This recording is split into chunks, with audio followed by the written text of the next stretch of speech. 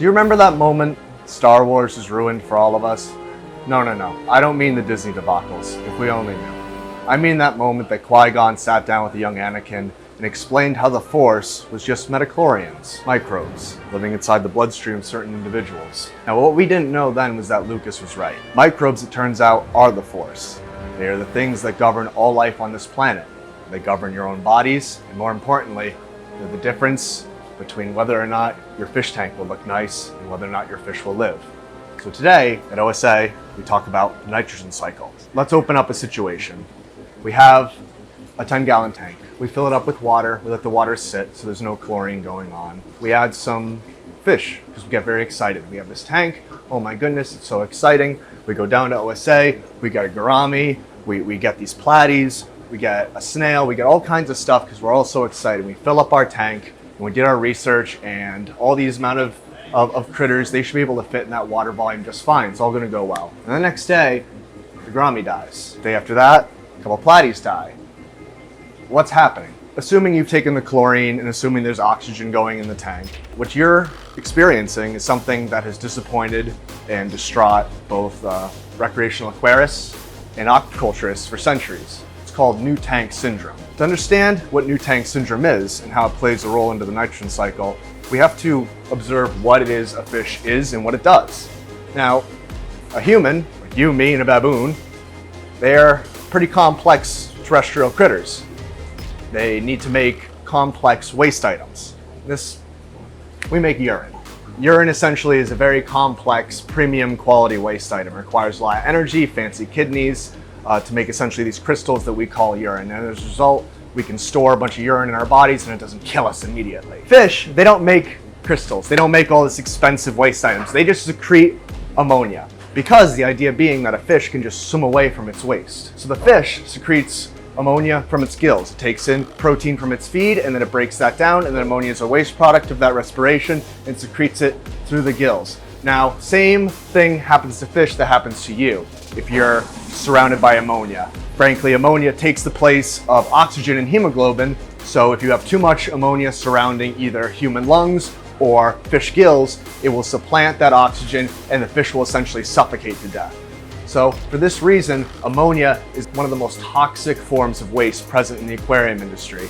And any second of the day, any of these fish is secreting ammonia. We have in our tanks colonies, microconsortiums, huge diversities of what we call nitrifying bacteria. These are bacteria, they don't photosynthesize, and they don't eat carbon like we do, at least not all of them do. But what they do is they derive energy from breaking chemical bonds. In this case, they specialize in breaking the chemical bonds of nitrogen compounds. So what these guys do, the Nitrosomonas, they will take in the ammonia and they will use oxygen and bicarbonate and they will smash it, and in an oxidation reaction, they will take away one of its electrons and use that to derive energy. And as a result, we will turn ammonia into nitrite. Nitrite is a slightly less toxic form of nitrogenous waste. This can still kill fish in relatively low concentrations, but not nearly as low concentrations as ammonia can.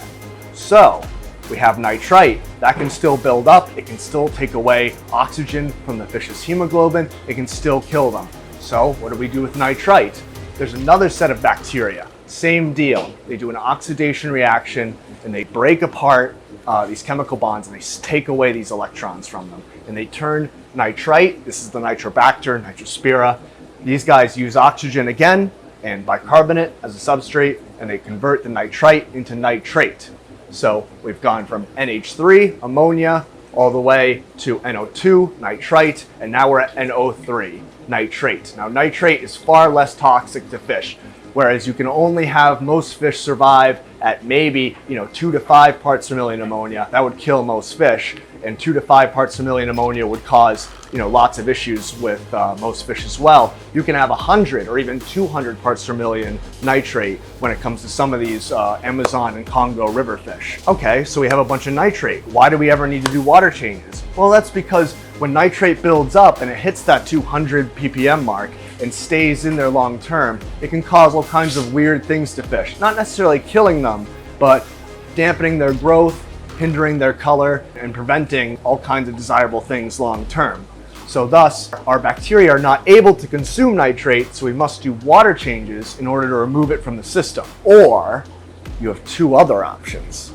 So basically, you need bacteria, if it's a saltwater or freshwater system, to convert ammonia into nitrite into nitrate. That's unnegotiable. You'll kill your fish, your corals, your shrimp without that cycle. But when you have excess levels of nitrate, sometimes you can just remove a bunch of nitrate with a water change, like if you have a big Oscar tank.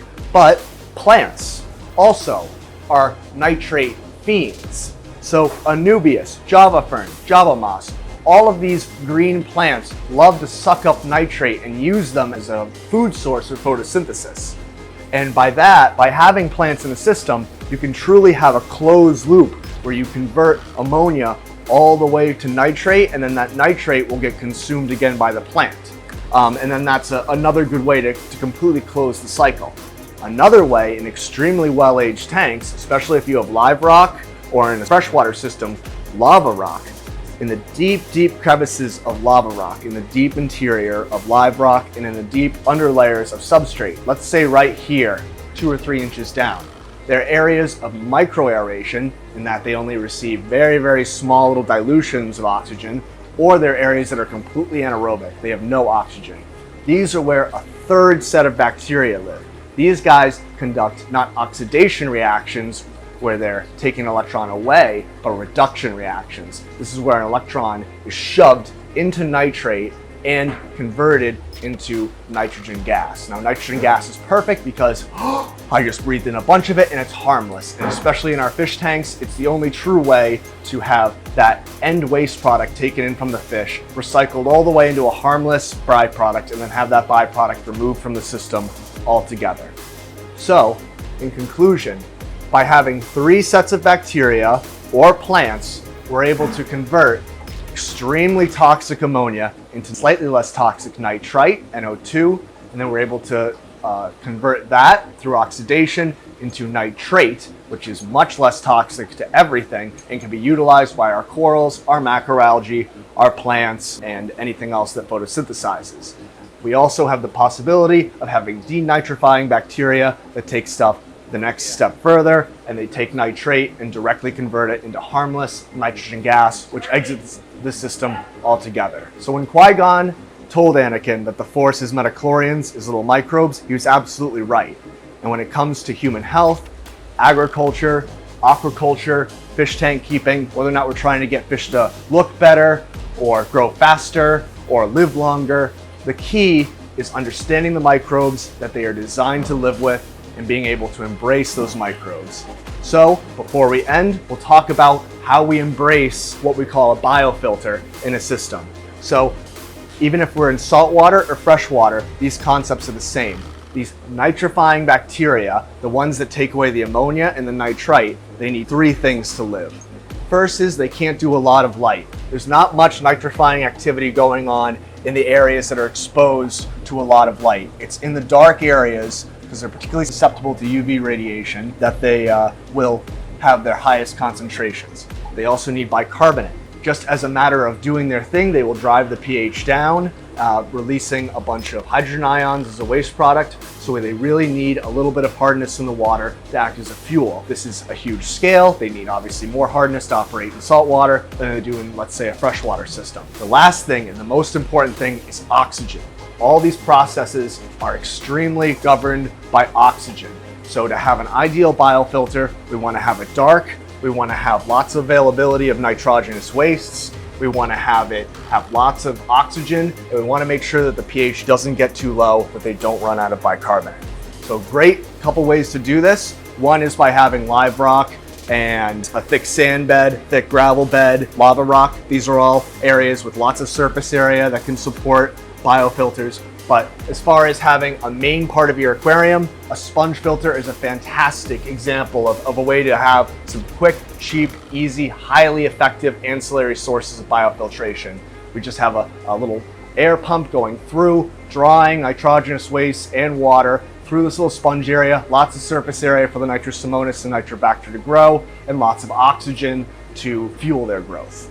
So, Next time you go to the fish store and you have your tank and someone tells you that you need to age the tank, now you know it's not just some magic arbitrary number. You know that you're waiting for this first community of bacteria to establish to eliminate the ammonia, to not kill your fish outright, and then the second community to wipe out the nitrite and turn it into nitrate. Without the two, and without a little bit of patience, many fish placed in a brand new tank are doomed to get toxicity. But by understanding these microbial forces, you'll have a lot more success than failure. So happy reefing, happy planting, happy fish tank keeping, and have a great day.